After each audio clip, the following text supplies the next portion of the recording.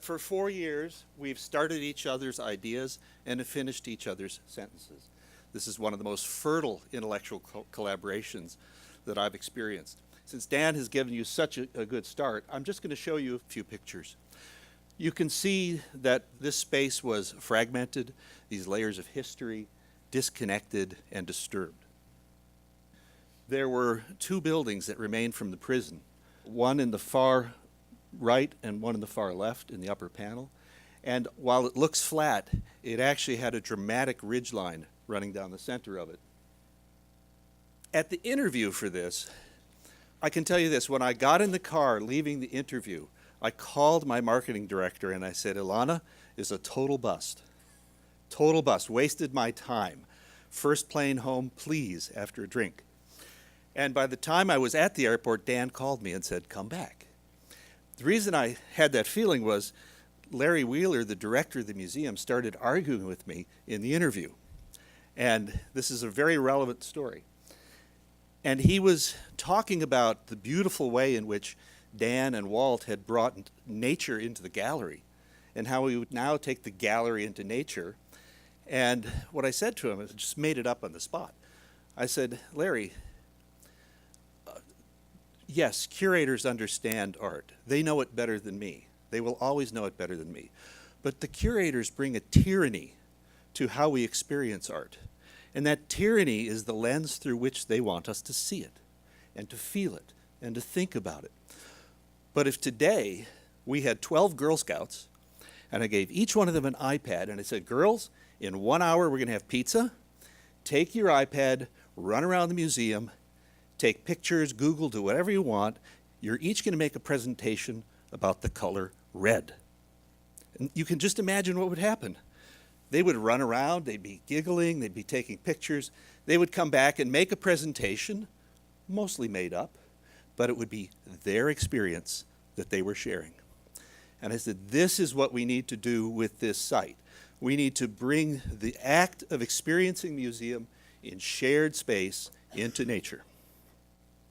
The very first work session that we had, Dan and I were scribbling together, which has been great fun for all these years.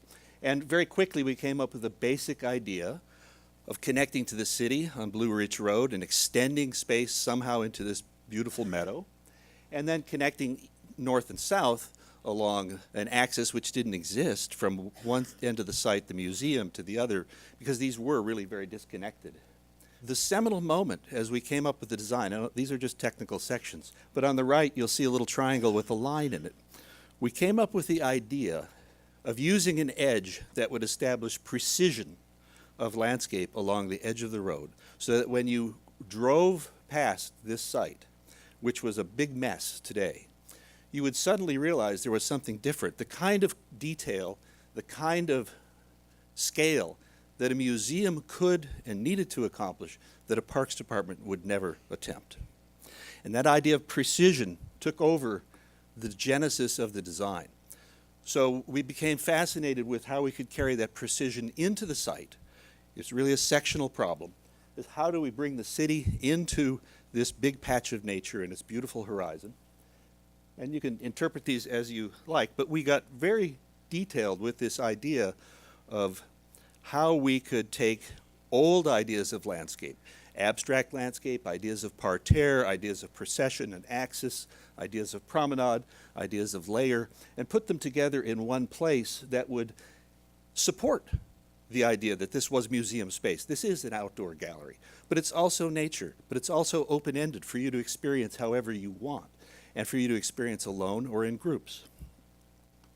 I just put this in to remind all of us how complex this kind of enterprise actually is as you try and fit an idea. That straight line that you see running right down the middle of the picture, left to right, is actually a water quality facility that contains the entire 100-year storm coming off that big parking lot. And we embraced the parking lot as part of the design. Because of the amphitheater, we need to put as many as 1,200 cars on this site in a regular basis, so we couldn't ignore the fact that the car was real, in spite of how we might feel about cars and wish we didn't have them and all of that. But that water quality facility is 1,000 feet long and dead level. It's a straight line that's absolutely level for 1,000 feet, and it sets up everything about this precision, which then the rest of the landscape flows from. If you've seen it or will see it tomorrow, there's an ellipse, a perfect ellipse, that projects out into the natural meadow, and it has an interesting tilt. If you look in the bottom left, you can see that it forms a bench behind the oval on one side and a bench in front on the other, so there's a twist like a bezel. And that is our symbolic way of bringing architecture and nature together and making a center of gravity for the space. It came together in a plan which, very fortunately, our wonderful donors fell in love with, so we fell in love with them. And so just a few pictures to give you a sense of it. So here is this idea of precision along the street, where we accept the car and use this device of little stone walls and a beautiful piece of Corten to separate the city from the site. We're very interested in how your eye walks through the site, so that as you move, you are always seeing something ahead of you. You keep moving through this site and realizing it's unfolding as you walk.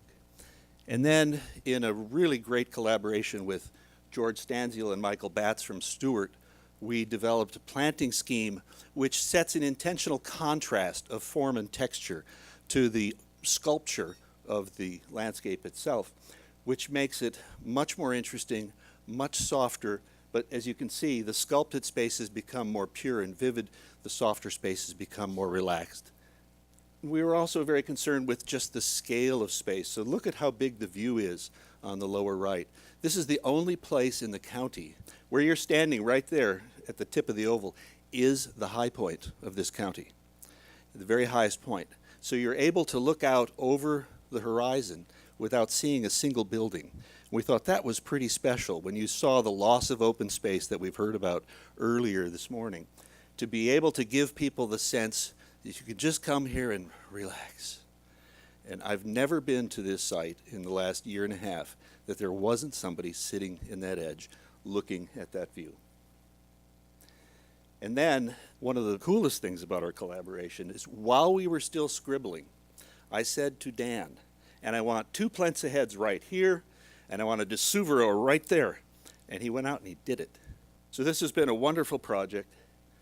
While it's a massive transformation, I want to call attention for all of us the layering of ideas, the layering of people, of which we are just adding our little contribution that will project this beautiful site, this great institution well into the future. So thanks very much.